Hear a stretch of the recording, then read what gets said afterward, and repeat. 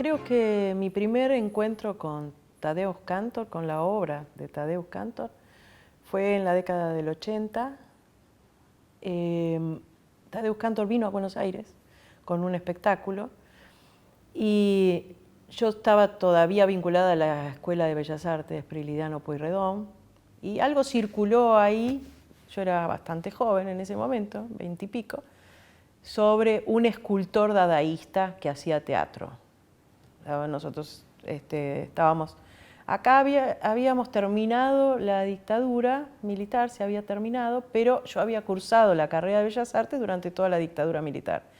Por lo tanto, era gracioso, porque en realidad ya el mundo hablaba hacía mucho de todo esto, pero nosotros habíamos visto poco los grandes movimientos de vanguardia. Entonces, para nosotros, por ahí el dadaísmo era algo novedoso, lo cual era muy gracioso porque ya hacía unos 60 años que el mundo lo había procesado. Pero había habido un retroceso muy grande durante la dictadura de este tipo de material, ¿no?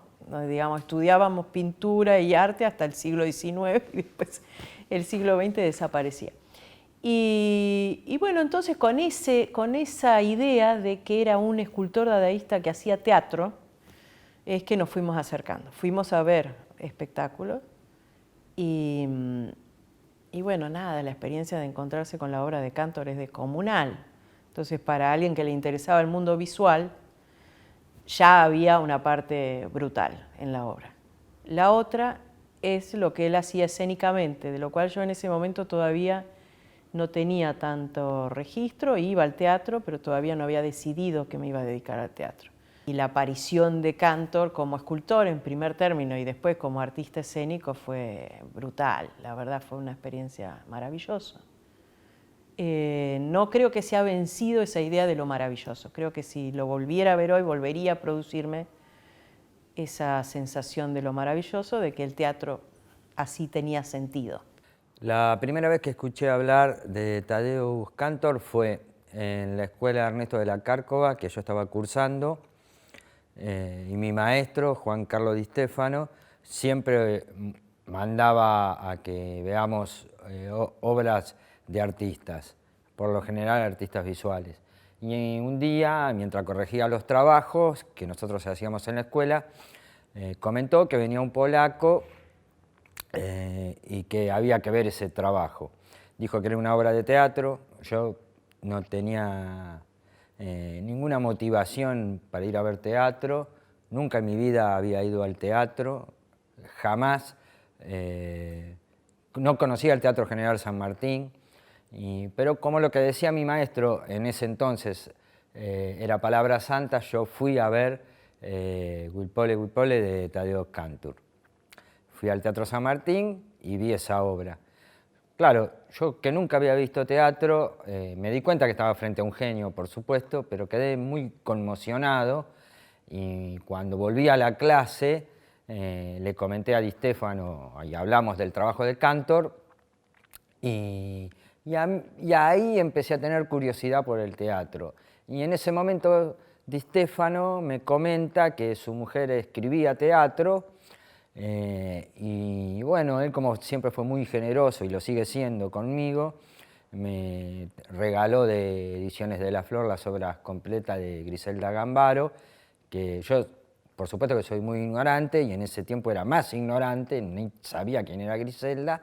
Y claro, imagínate, leí El campo, Los siameses, Decir sí, bueno, todas las obras de Griselda y empecé a tener interés por el teatro. Bueno, yo la obra de Kantor la conocí en Francia, en realidad, que habíamos ido con el grupo de titiriteros al Festival de Nancy y fue ahí justamente cuando se lo contrató a Kantor también y tuve la posibilidad de ver en París Violopole, Violopole, y que después vino a Argentina. Y lo que vi en ese festival tuvo mucho que ver con mi decisión de pedir una beca para ir a estudiar dirección de teatro a Polonia, que lo concreté en el año 86. Y en el 87 me enteré que en Buenos Aires había una semana del teatro polaco y que venía Kantor y Y le pregunté a Graciela, ¿sabés quién es? ¿Vale la pena ir a Buenos Aires? Me dijo, bueno, anda, mirá si podés, anda, mirá y después me contás qué te pareció. Y bueno, me vine a Buenos Aires y vi Que revienten los artistas. Y nada, tenía 19 años. Y vi también una versión filmada de Bielopol, Bielopol. Me acuerdo en la sala, en la Lugones, que daban como, de haber sido como parte del evento, ¿no? Mucho no me acuerdo. Y fue muy impresionante, fue como una gran experiencia para mi persona, digamos. Y fue, no entendía qué es lo que estaba viendo, era algo totalmente nuevo y fue muy, una gran conmoción, ¿no? Siempre me acuerdo como la sensación física del final de la obra, que era la sala del San Martín, con una barricada adelante, con una actriz que estaba con unas alas como de ángel, pero con unas maderas negras que le hacían claca, claca, claca. Toda esa enorme cantidad de objetos ahí puestos y los actores disparando con fusiles al aire y está con una bandera negra. Y bueno, y uno sentado en la butaca, fue una gran experiencia. Soy el 82, una cosa así, o 83, vi en Caracas, en el Festival de Caracas, La clase muerta. Y después, bueno, eso generó una enorme interpelación, una enorme interrogante e interés, con lo cual ya cuando empezó a venir, que fue traído muchas veces por el San Martín, cosa que debilitaba mucho sus espectáculos por las características espaciales, pero igualmente eran de una singularidad y de una potencia. Ya había aparecido el texto de Teatro de la Muerte, que es un texto, o estaba saliendo por ahí. Oí algo sobre Tadeusz Kantor, fue cuando vino acá. Poco antes yo ya me había empezado a conectar con él a través de la tesis de doctorado que yo estaba haciendo en la UBA. Yo vine a trabajar a Buenos Aires porque soy de La Plata, a fines del 84, a un diario que salía entonces que se llamaba La Gaceta. Yo era muy joven, tenía 28, 29 años. Si bien había estudiado un poco de teatro, lo mío con el periodismo y el teatro se fue dando así como muy por casualidad, no fue algo pensado en mi vida, ¿no? Y llegar a Buenos Aires, además, en ese momento, en la primavera alfonsinista, con todo lo que pasaba en la ciudad y con esas temporadas internacionales que organizaba el San Martín, fue realmente para mí abrir la cabeza, ¿no? Yo no conocía a Kantor, no conocía a Pina Bausch, no conocía a Philippe Gentil, no tenía registros de esa gente. Y digamos, lo mío fue la relación directa, ¿no? Recuerdo que la primera vez que vino, el San Martín hizo una conferencia de prensa con muy pocos periodistas, seríamos 6 en ese encuentro, y ahí empezamos a preguntarle un poco también quién era, porque imagínate que nosotros salíamos de la dictadura, no habíamos tenido como contacto con el mundo. Ver el espectáculo, recuerdo que además también vi la película de Baida, que a él no le gusta mucho, a él no le gustó mucho esa película, a Kantor. La clase muerta, porque paralelamente a la primera presentación se proyectaba la película en la sala Lugones, ¿no? Y también fue así como descubrir un tipo de teatro que yo hasta el momento no conocía, nunca había tomado contacto con ese tipo de teatralidad. Se podía salir del texto, del realismo, que es a lo que nosotros estábamos acostumbrados. La primera vez que escuché hablar de Tadeusz Kantor fue en el contexto de mi exilio. Yo estuve exilado en México y en ese ámbito la universidad estaba armando ciclos de entrevistas a grandes directores. Y yo fui convocado a entrevistar a 2 directores de teatro del circuito internacional. Obviamente las visitas eran visitas legitimadas por todo el campo teatral mundial, y yo no tenía idea de qué se trataba porque era un relativo asiduo concurrente al teatro, aquí en Buenos Aires. Me interesaba más la beta de lo político en el teatro, así que generalmente iba a ver obras que tenían, o creía yo que tenían ese contenido, era muy joven aparte cuando, el periodo que estamos hablando, y nunca pensé que iba después a referenciarme como investigador y crítico teatral. Cuando escucho los nombres de Grotowski y de Cantor, en realidad Grotowski me sonaba algo, pero Cantor, yo entendí cantor. Dije, ¿de qué cantor estarán hablando? Y claro, en esa ignorancia supina, cuando yo llegué a la biblioteca y a hablar con algunos teatreros, me di cuenta que no era ningún cantor, sino que era un director polaco tan legitimado y tan famoso como Grotowski. Y bueno, empecé a investigar su obra porque si le tenía que hacer una entrevista. Así que ese fue mi primer contacto. Después hacerle la entrevista directamente a él en un contexto académico, con una persona, como en mi caso, un antropólogo que tenía un concepto por ahí más acabado para poder interpretar una visión desde una antropología más directa, como la de Grotowski, pero que indudablemente le había costado más poder entrar en Cantor. Así que mis preguntas fueron bastante de manual, algo que también marcó el maestro, donde hizo algunas repreguntas interesantes él mismo, y me dio algunas respuestas.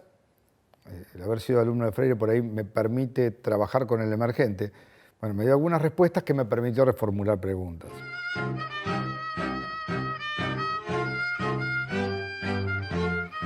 Las temporadas que Kivestein planteó en posdictadura a partir de 1984, que son una continuidad de lo que había podido plantear desde sus inicios en la segunda gestión de San Martín, desde el año 76 en adelante. Digo, antes estaba limitado, había nombres que no podía traer, pero sí había traído a Baida, por ejemplo, y había traído a Mummenschanz.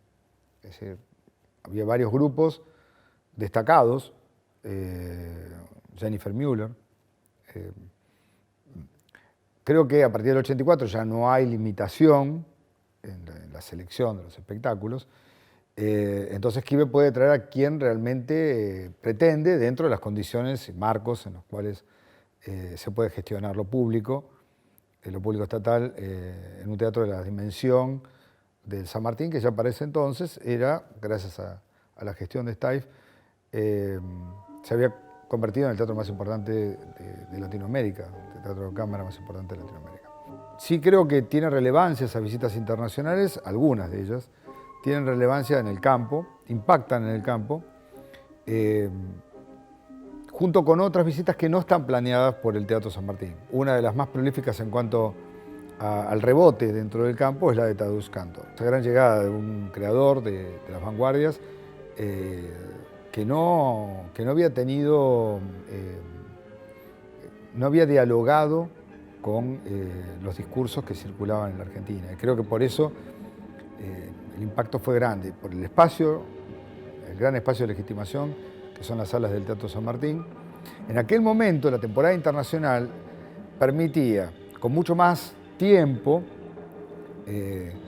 disfrutar de discursos también diversos, que provenían de imaginarios colectivos muy diferentes, y algunos de los cuales no había impactado por el aislamiento que Argentina había tenido durante muchos años, merced a distintas autocracias, no solamente la última, en todo el campo teatral porteño. Entonces, a mí me parece que sí, esas temporadas marcan, y Cantor particularmente va a dejar huella. Absolutamente influyó Cantor y también todos los que vinieron en ese momento, que fueron muchos, cada uno de ellos, pero ninguno tanto como Cantor. Cantor fue un terremoto en el teatro de Buenos Aires de la época. una sorpresa de que se podía hacer ese tipo de... Pensar que nosotros veíamos las obras de Cantor sin la traducción simultánea que se ve ahora, o sea que era seguir como se seguía una ópera, con un resumen del argumento y después los cuerpos que nos hablaban, la música que nos hablaba, los rostros, los objetos, todo el lenguaje del teatro. Cantor fue un director muy bien recibido, tanto por el público como por la crítica. Por eso viene una segunda vez muy rápidamente de la primera, ¿no? Y se empiezan a buscar los videos, o sea, se consiguen los videos de la clase muerta, se ven los videos en todos los lugares donde se podía. O sea, Cantor se hace, digamos, en el ámbito del teatro, se hace popular. Pienso que para los artistas de la época fueron influencias grandes, enormes, sobre todo en un área que estaba, como siempre, en la Argentina, poco prestigiada, como era la puesta en escena o la dramaturgia escénica, el pensamiento asociado a la imagen escénica, o sea, todo lo que no sea solamente la actuación. De todos modos, en el caso de Tadeusz Kantor, la actuación también era relevante, o sea, todo era relevante. Pero como en la gran obra de artistas, siempre todo es relevante.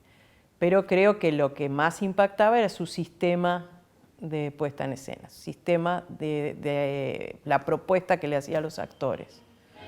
Qué tipo de actuación relacionada con en mi caso, lo que yo veía con lo objetual, trabajaba escénicamente Tadeusz Kantor.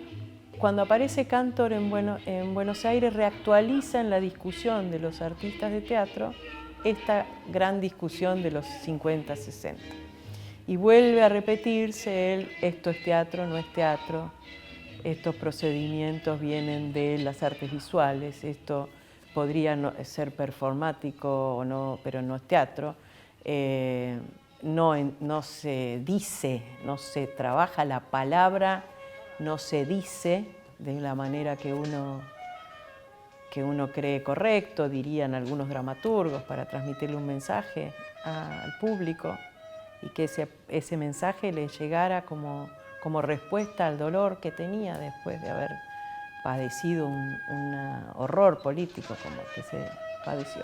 La influencia de los artistas que vinieron en la época que Quive estuvo en el teatro, yo no sé si tuvo injerencia, pero sí sé que Kantor tuvo injerencia, que hubo un antes y un después de Kantor en el teatro argentino. Y de eso es testigo muchas obras que hubo después, ya sea el caso del Periférico o el caso de Ricardo Bartiz. En ellos sí seguramente hubo influencia.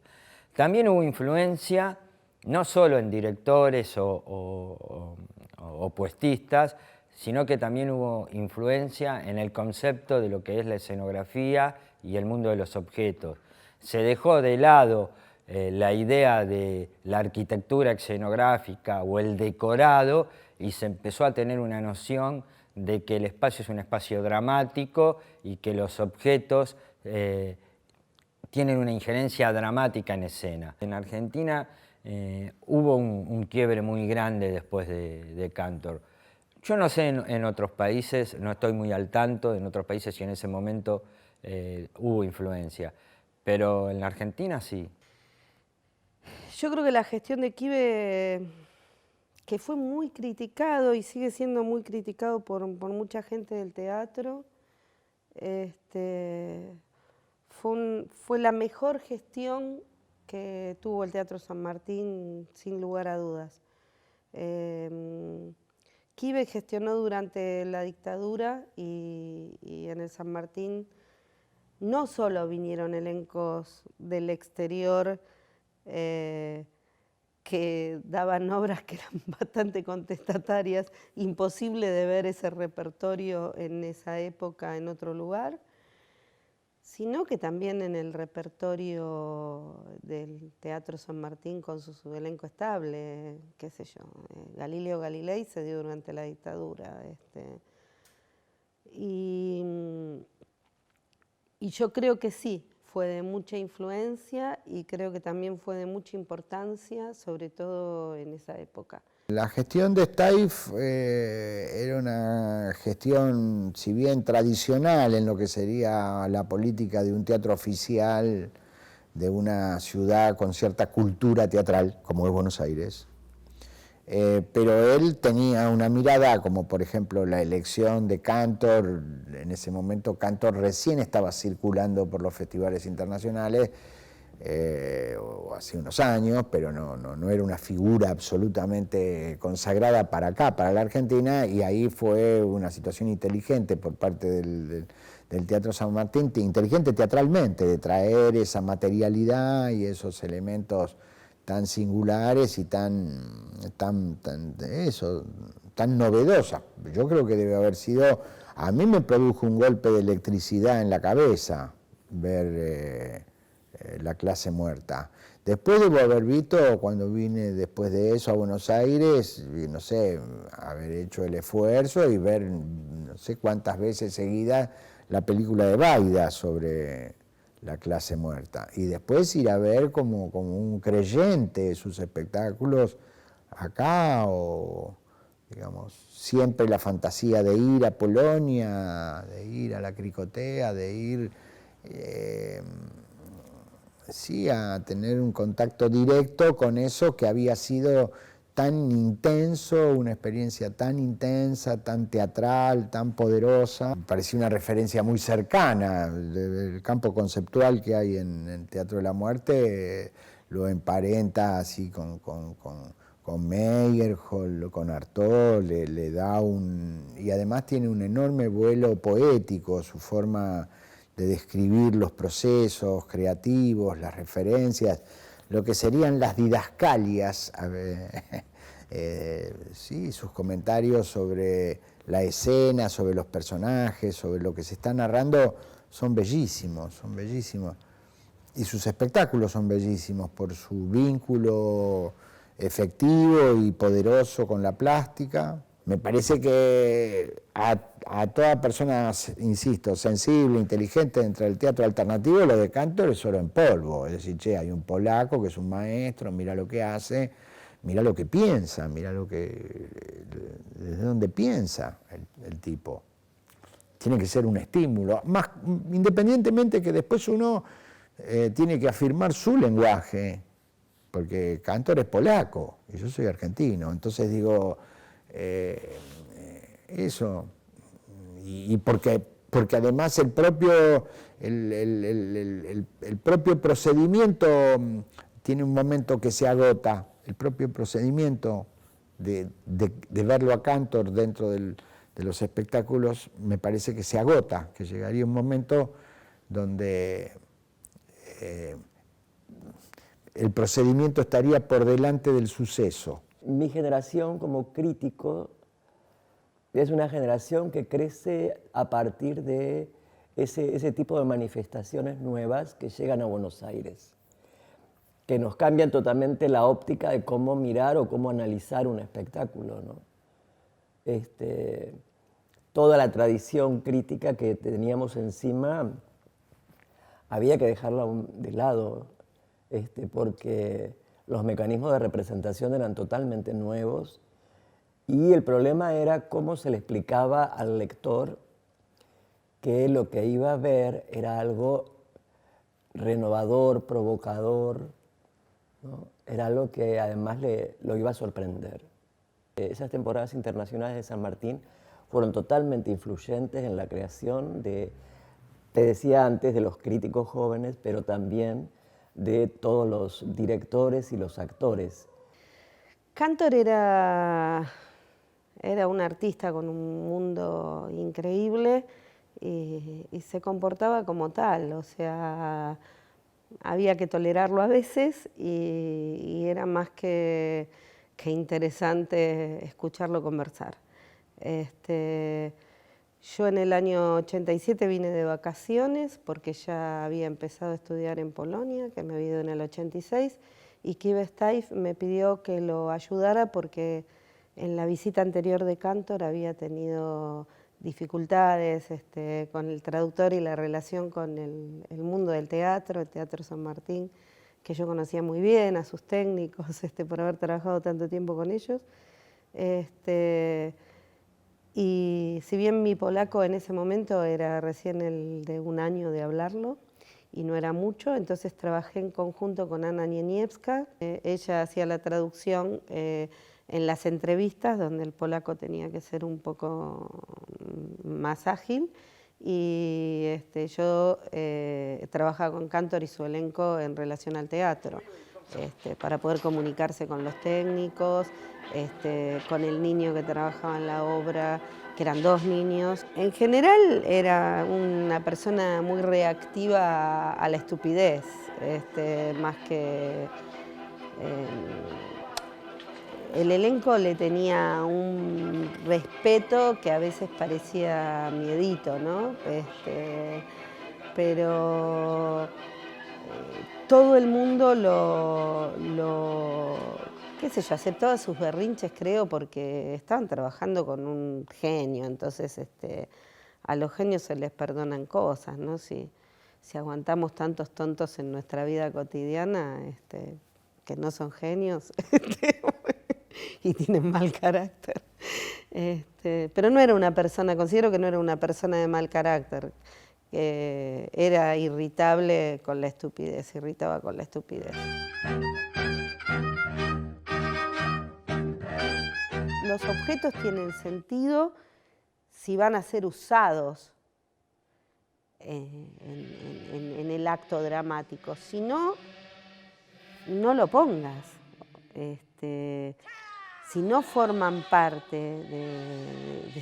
del drama, que no estén. Y cuando los objetos cobran tal dimensión en la escena, y cuando se los hace hasta mecánicos para que puedan, qué sé yo, dar vuelta, como la famosa cama que desaparecía el tipo atado, que estaba boca abajo un montón de tiempo. Y se lo bancaba porque era el amigo artista plástico, no era actor. Yo no sé si un actor lo hubiera puteado. Puso a los actores a ser sometidos a los objetos. Entonces yo me acuerdo de no sé, que revienten los artistas, ¿no? El que está con una pelela caminando, la que está con el reclinatorio patinando, el tipo con la horca en una especie de baño, ¿no? Que se para cada uno cargando con estos objetos, o los viejitos de la clase muerta cargando con su infancia.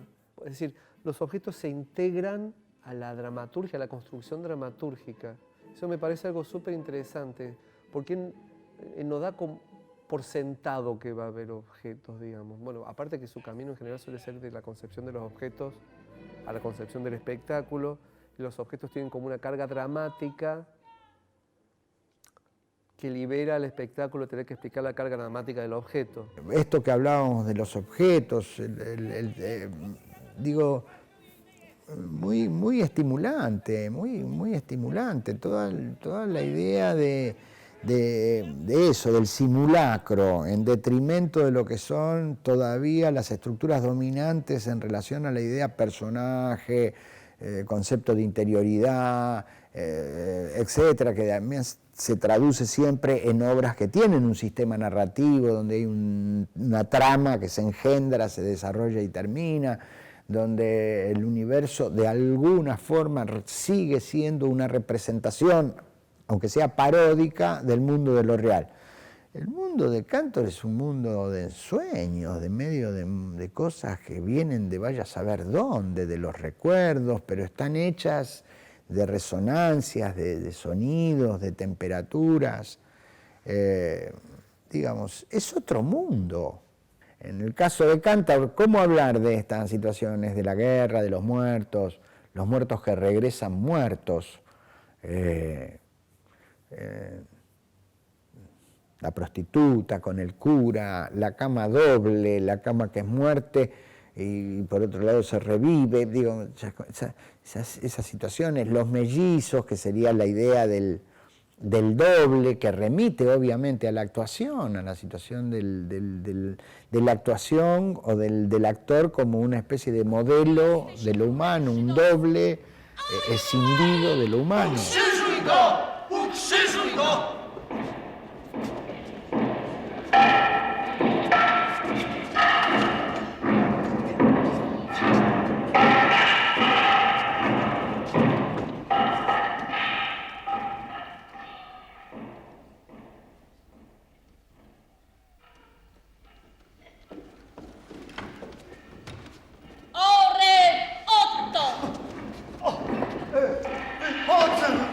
Wychodzę. No to ja zostaję. Kapelusz na głowie. Bez kapelusza. Kapeluszu! Palto na marynarce, z Monaku marynarki. Palto na kamizelce, ale bez. Palta, kamizelce! Pod palcem kamizelka pod marynarką, z Monaku marynarki. Pod palcem, ale bez. Kamizel, ale w palcie!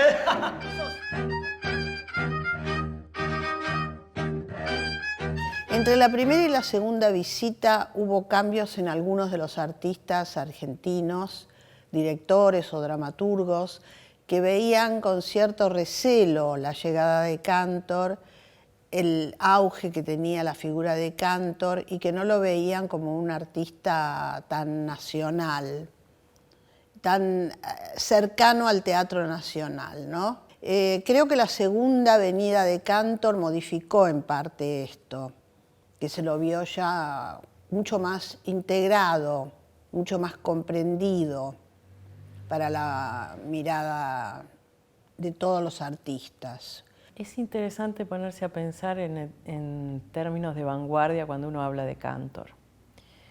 Porque Cantor es claramente un post-vanguardista, digamos, y entonces la aparición en Buenos Aires genera el mismo debate que se había producido 20 años antes, en realidad, cuando ya la discusión entre la izquierda política y la vanguardia o neovanguardia artística había generado un montón de debates en los que seguro estaban insertos los dramaturgos de la época.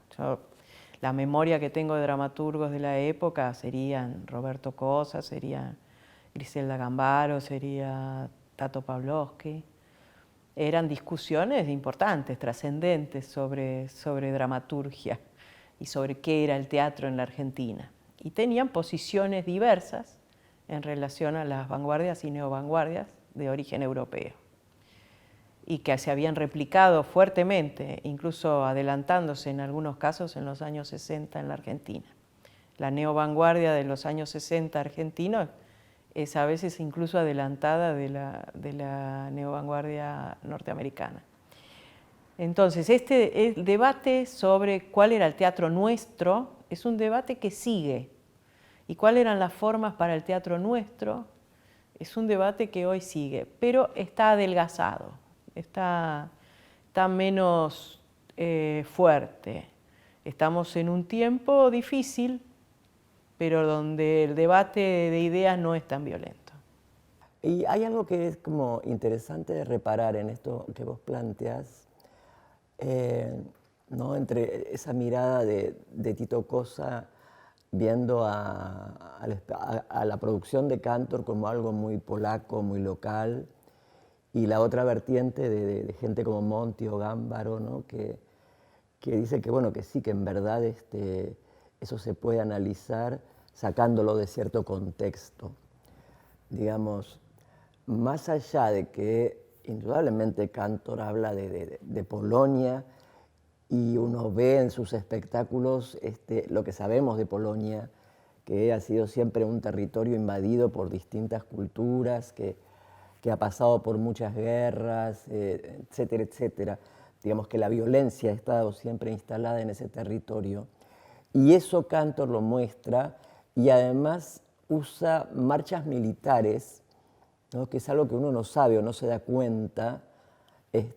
Parte de las músicas que él usa en sus espectáculos son marchas militares, que para nosotros también, eso en los 80, era durísimo, porque nosotros salíamos de la dictadura, entonces aceptar que alguien ponga en un espectáculo una marcha militar era como, no podía ser, ya era demasiado.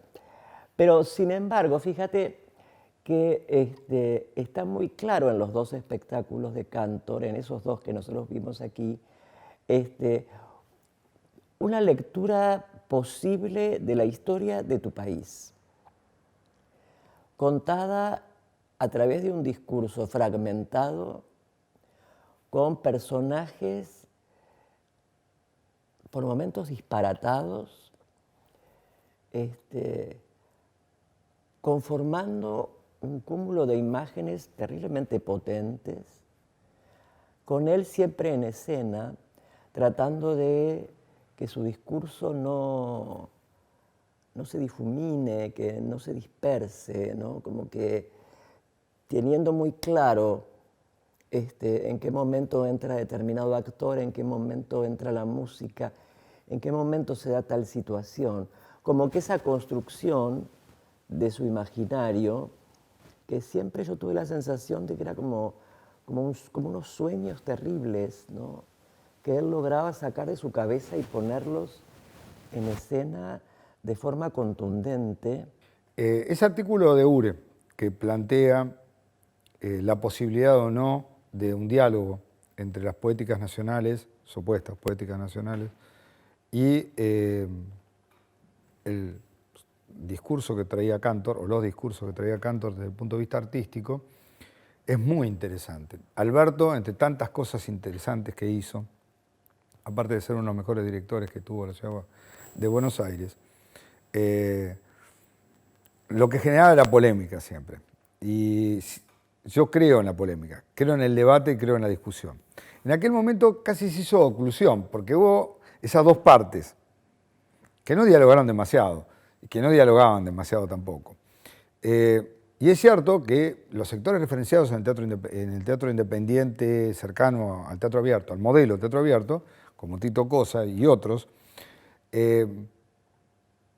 creían que Cantor hacía un teatro críptico que solamente podía ser entendido por polacos. Y es cierto también que desde otro lado, Monti y Griselda Gámbaro, y muchos hacedores, porque aquí estamos hablando nada más que de dramaturgos, son todos dramaturgos de gabinete, lo que estamos hablando, todavía el concepto de dramaturgo-director había, pero no era tan común como hoy. Dicen, no, bienvenido sea, porque en realidad esas vanguardias acá, las vanguardias históricas y la propuesta cantoriana, que viene un poquito después, pero yo no la llamaría posvanguardia, todavía la llamaría vanguardia histórica para Polonia. No había arribado a la Argentina, es como que le había pasado por el costado. Es en eso que vos preguntabas cuando vino y le hace Ure una entrevista en Tiempo Argentino. Además, Ure se muere hoy a la mañana, después de casi 19 años que ha estado con el problema que lo tuvo siempre enfermo y mal. Ure es el mejor director argentino de todo, podríamos decir, si no el mejor, es uno de los mejores directores argentinos de toda la historia del teatro argentino, sin lugar a dudas. No, es como decir que Messi juega bien al fútbol, no hay dudas de eso. Y Ure tenía un gran aprecio y un reconocimiento intelectual, obviamente, con Cantor. En esa entrevista, Cantor le dice a Ure, es una larga parrafada de Cantor, le pone como ejemplo la situación de la antigüedad, donde ahora las convenciones nos permiten entender que un actor es un actor, pero que en la antigüedad, cuando alguien se separó de la grey, o sea, se separó del conjunto y sin otra autoridad que su propia afirmación, actuó, se presentó como un actor ante estos espectadores que antes eran el conjunto de su grey, de su hábitat, debe haber sido una experiencia metafísica. Ahora es más o menos entendible, pero digamos, el origen, la necesidad, el lugar que ocupa la actuación es un lugar por lo menos raro. Y entonces me parece que hay algo en el tratamiento, en el trabajo con esa con ese lenguaje, en la búsqueda de una materialidad en Cantor que produce esa reflexión también profunda sobre qué es el teatro, qué está en juego, qué ecos produce esa actividad. También, poquito tiempo después de la segunda visita de Cantor, Schumacher va a poner El loco y la monja. Ahí nomás, ahí, sobre la visita de Cantor, de Mickiewicz. Digo, está Cantor y también en ese mismo periodo de 4 o 5 años aparecen 2 de los que Cantor también puso. Así que hay un caldo en donde empezamos a beber autores que desconocíamos o que se conocían poco, propuestas que también se conocían poco, que por supuesto van a dialogar, aun cuando el que esté enfrente se pare y diga, a mí, yo no tengo nada que ver con esto. Y sí tenemos que ver porque formamos parte del mismo imaginario, estamos atravesados por el cristianismo católico, estamos atravesados por el judaísmo, el judeo-cristianismo, la religión, nosotros también, y además, dentro de ese imaginario, que si bien Cantor rompe, nadie puede dejar de decir que hay elementos polacos que responden a este elemento como trazas dentro de su teatro, aun cuando sea en forma de crítica o en forma de estereotipo de comedia del arte, pero es lógico que aparezca un cura en las obras de Cantor. ¿Por qué? Porque él se crió viendo curas en Cracovia. De hecho, tal vez jugó con Juan Pablo II. Sobre la base de todo ese tema, creo que la discusión si lo que hace Cantor es teatro o no es teatro, sí está completamente superada en este momento. Nadie discutiría que la obra de Cantor es teatro. Ya no hay esas discusiones. O sea, creo que la palabra perdió su centro en el sentido de que lo único que define al teatro es el texto. Eso es una discusión ya superada. Que Cantor es puro teatro, es teatro en estado puro, no creo que haya nadie que ya lo pueda discutir. Si es o no polaco, si es o no argentino, tampoco me parece que sea hoy un tema tan importante. Creo que sí hay una percepción mayor de lo universal, del teatro como un fenómeno universal, y que somos mucho más capaces de disfrutar la obra de artistas de otros países, de incorporar lo que nos interesa. Y quizás donde yo creo que hay que trabajar todavía mucho es el contacto con Latinoamérica, que tiene un tipo de teatro distinto al de Buenos Aires. Y ese teatro a veces tiene grandes representantes, pero después solo eso, ¿no? Los grupos más jóvenes, el tipo de investigación que se está haciendo en otros países de Latinoamérica parece no llegar al público local. ¿Y dónde podría contactar eso con Cantor? Sería en esto de que tienen una relación diferente con la arquitectura teatral o con lo que uno instala como teatro, con lo que uno cree que es un teatro y se sale de los límites de la arquitectura teatral convencional. Creo que Cantor lo hacía en el escenario, eso, rompía la arquitectura teatral convencional y generaba otra cosa. Estábamos metidos como en un circo de locos.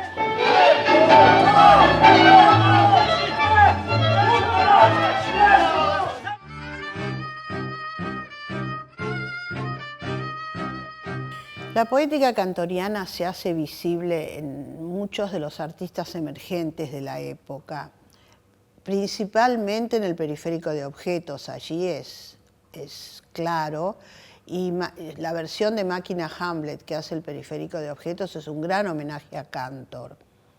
Es cierto que el periférico es directo, no porque sean cantorianos específicamente, pero porque hay muchos elementos de Cantor y porque ellos formaban parte del elenco de Titiritero de San Martín o iban a ser después parte del elenco de Titiritero de San Martín, entonces estaban atentos a lo que ocurría dentro del mundo de los objetos. Y como Cantor se vendió de entrada como aquel que trabajaba con los objetos, pero ciertamente Cantor trabajaba con mucho más que objetos.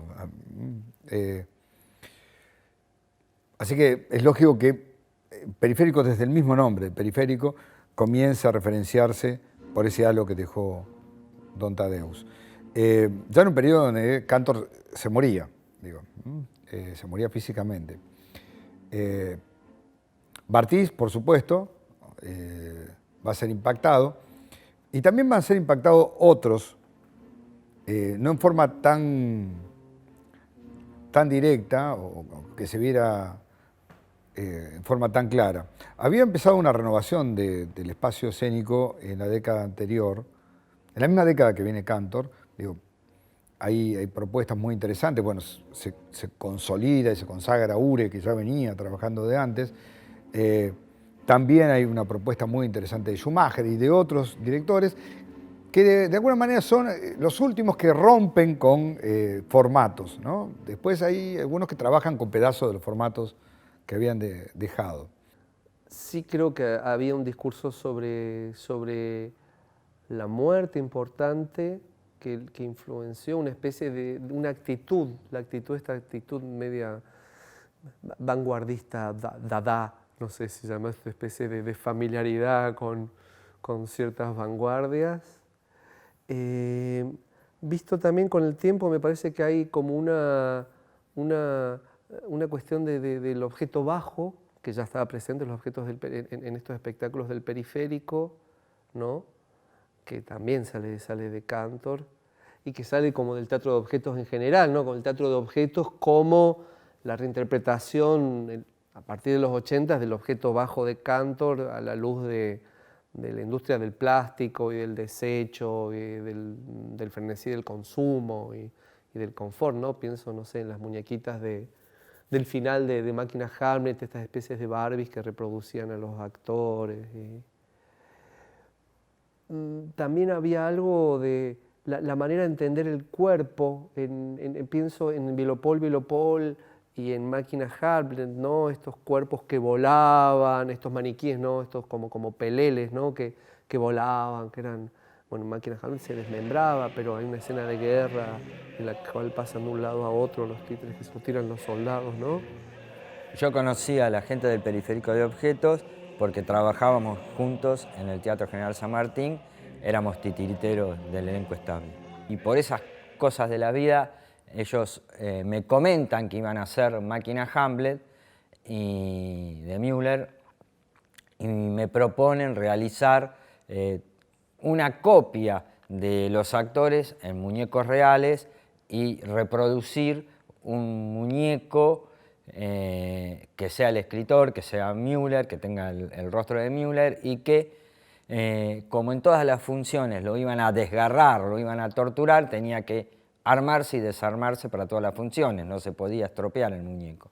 Bueno, y yo hice toda la realización, el diseño y la realización de Máquina Hamlet, copié a Tantanian, copié a Ana Alvarado, a Román Lamas, a Emilio Huevi, los copié y hice el muñeco articulado a Müller, que es al que torturan en escena, digamos que lo desgarran.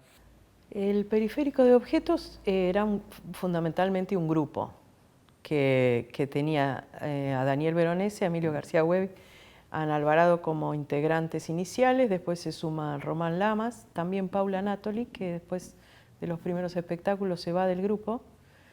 Y a partir de este cuarteto, digamos, uno podría llegar a decir que ese cuarteto fue el fundante, pero que tuvo también la influencia de figuras que ahora son figuras del teatro argentino y que por ahí en ese momento eran jóvenes, figuras como Alejandro Tantanian, que también pasó a formar parte de una etapa del grupo y fue muy significativo. Y a partir que nosotros pudimos pensarnos con una poética propia, creo que pudimos llegar a influir en algo. Primero teníamos que pensarnos y sabernos con una poética propia. Y nosotros además, como veníamos de los títeres, y esto para mí es muy importante, porque es muy difícil que un director de teatro que se formaba en la actuación pudiera ver en Cantor lo que nosotros veíamos. Decididamente no lo veía. Se quedaba con otra cosa, con la presencia del director en la escena, que operaba, con la música, con una emoción de las imágenes. pero no con una imaginación directa hacia la construcción de estos seres híbridos que eran los objetos y los actores en Cantor, esta unidad, esta máquina personaje, ¿no? Y este grupo indudablemente tenía un acercamiento a la obra de Cantor en el sentido de admiración, y por otro lado venía de trabajar con los títeres, que también es una forma de acercarse al objeto, o sea que tenía una doble vía.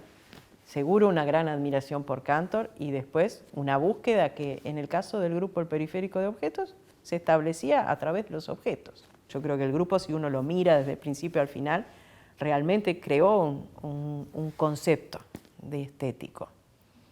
Y que pasó de eso, del juego de niños que todo titiritero conoce con los objetos, a querer decir y hablar de algo que tenía que ver mucho con lo contemporáneo, con nuestro tiempo, y la experiencia de viajar por Europa nos permitió también saber que había un teatro que realmente con la forma contaba eso, con la imagen visual, con la forma, que no lo ponía todo en la palabra, y que no necesitaba tanta economía. Y después, bueno, una cosa que da libertad a los títeres es que en general uno puede generar imágenes muy fuertes sin una gran inversión. A lo mejor un director de teatro de actores puede pensar eso en términos de grandes espacios escenográficos o de grandes ahora proyectos audiovisuales, digamos. En cambio el periférico a lo mejor lo lograba con unos objetos a la altura humana, dimensión humana.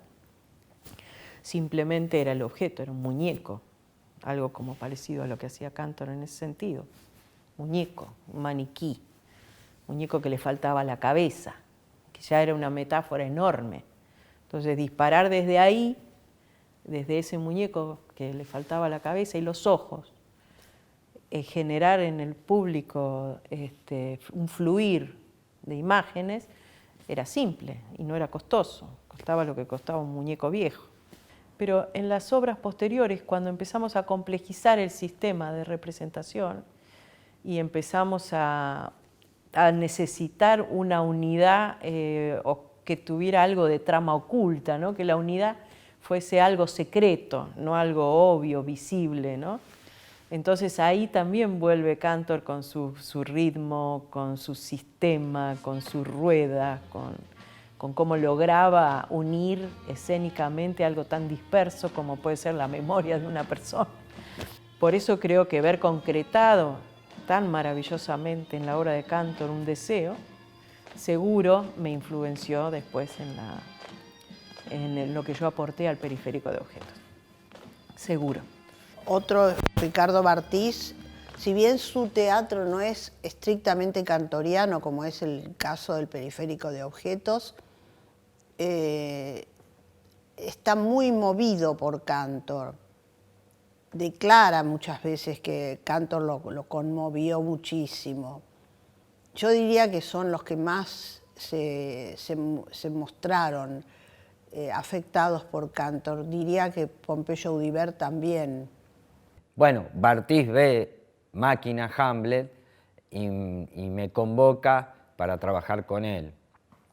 Trabajé con Ricardo Bartís en el Cervantes, en el Corte. Había una acción dramática que contaba una cosa, el texto contaba otra, y lo corporal de los actores contaba otra cosa.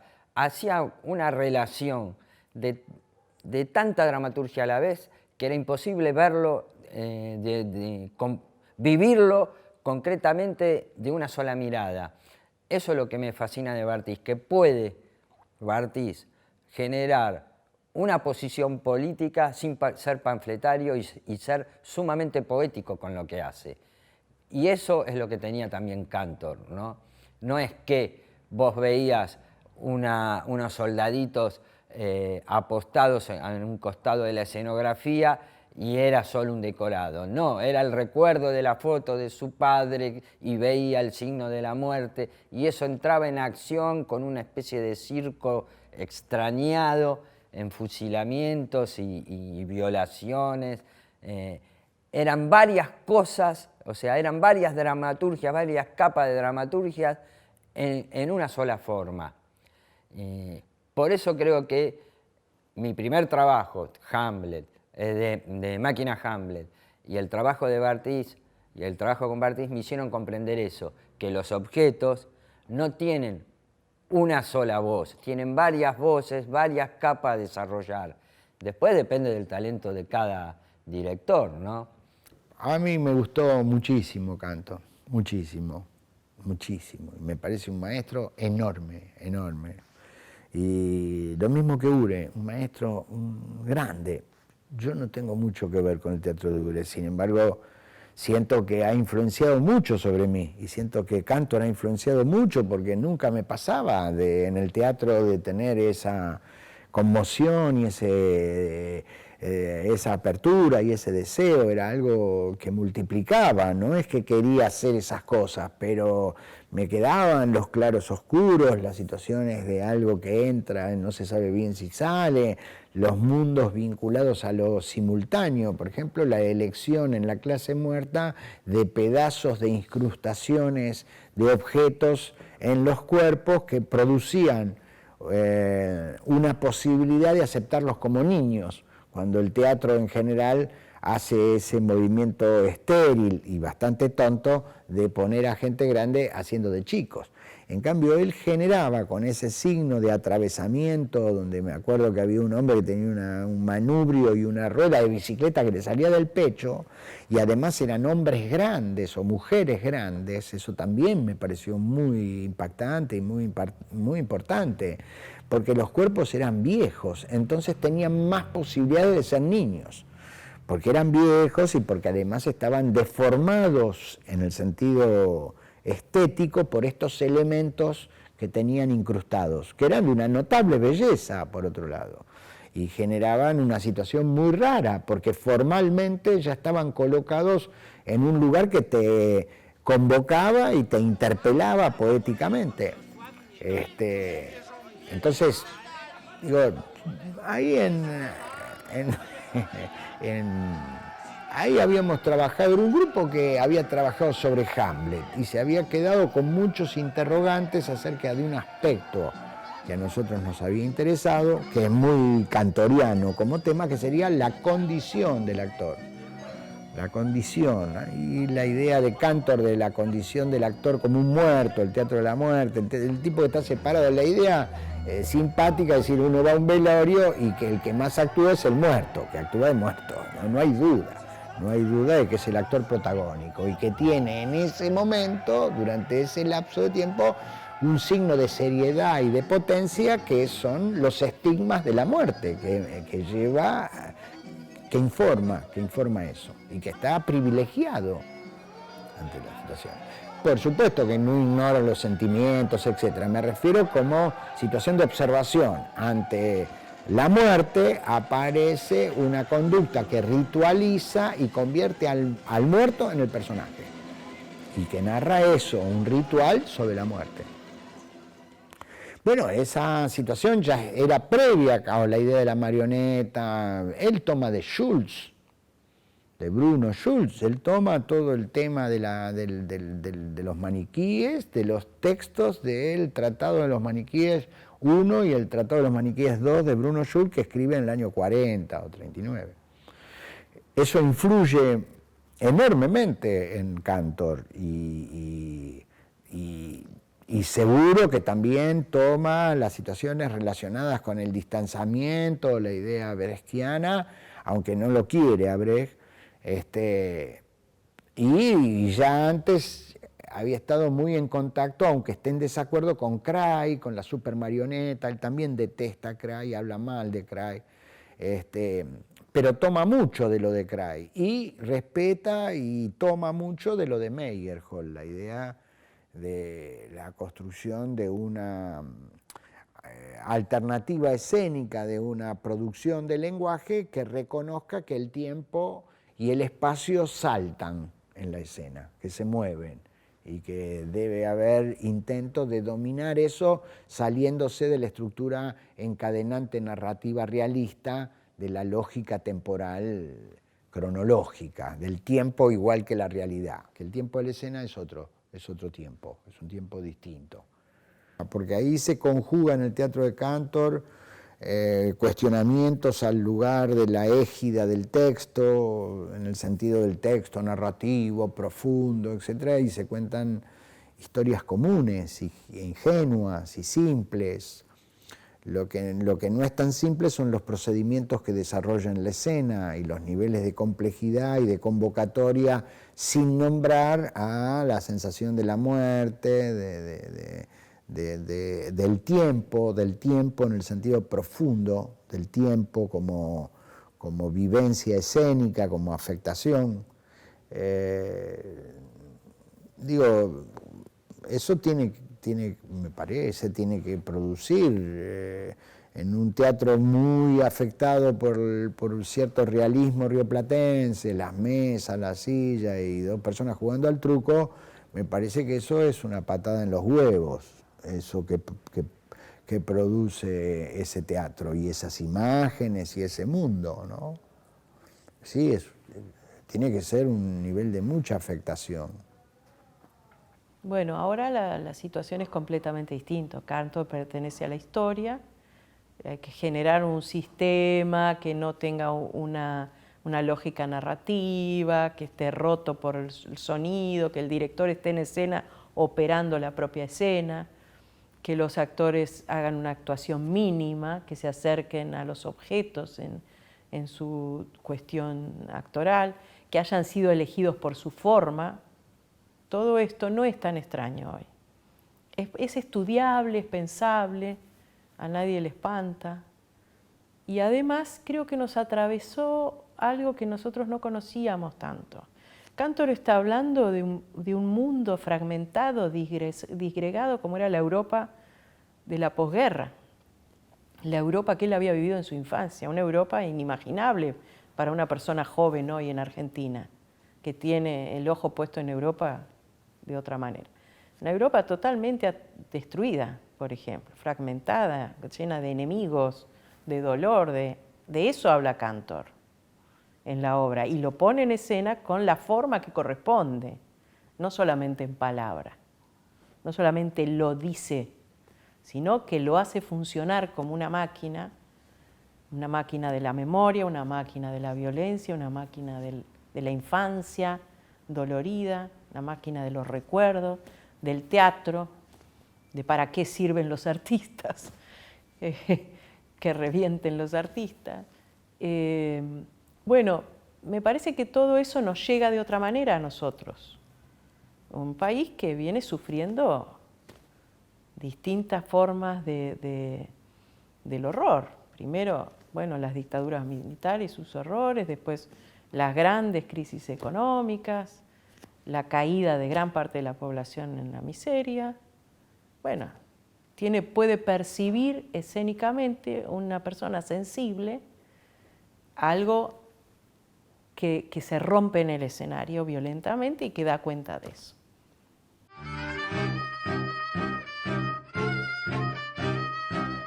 Yo soy del barrio de Boedo y acá en Boedo, donde estaba el cine, creo que era Los Andes, que ahora está Rodó, había un centro croata. En ese centro croata se hacían bailes populares con orquesta en vivo. Como el salón había sido un cine que se le habían sacado las butacas, tenía el declive de los cines, la orquesta en el escenario, y iba a bailar la misma gente que iba a bailar en los 40, en los 50, y a veces uno sentía que algunos iban con la ropa que usaban en esa época que les quedaba un poco ajustada. Esa era mi visión, digamos. Una cosa de transformar a la gente en muñecos en mi cabeza. Y con Ana lo llevamos ahí a que vea lo que era una milonga con gente del barrio, gente del común y una orquesta típica que también era bastante interesante a la vista, ¿no? Bastante cinematográfica o teatral. Y él se quedó impactadísimo y se quedó también impactadísimo con el tipo de tango que se escuchaba. Y nos pidió que le compráramos en ese momento discos de algunos de los que había escuchado y que evidentemente los escuchó con mucha atención y después usó algo de D'Arienzo, o sea, tocado por D'Arienzo, ahora no me acuerdo qué tango, creo que su último espectáculo fue Cuentos de amor, de locura y de muerte. Y bueno, y eso lo conoció ahí, en ese lugar, con nosotras, y nos pidió que lo lleváramos a comprar un chambergo, le había encantado el look tanguero, y que después lo usó en sus espectáculos. Era una persona muy inteligente, y así en los claros que se armaban en el medio del trabajo, mientras esperaba que se monte o una cosa por el estilo, ahí era lo rico de poder conversar con él y ver, y nos hacía preguntas. A él le llamó mucho la atención que un teatro tuviera el nombre de un militar, que se llamara San Martín. Bueno, cuando le expliqué qué significaba la figura de San Martín para los argentinos, para Latinoamérica, y qué sé yo, como que entendí un poco más, pero le siguió pareciendo muy raro, ¿no? Que no tuviera el nombre de un artista, ¿no? El teatro.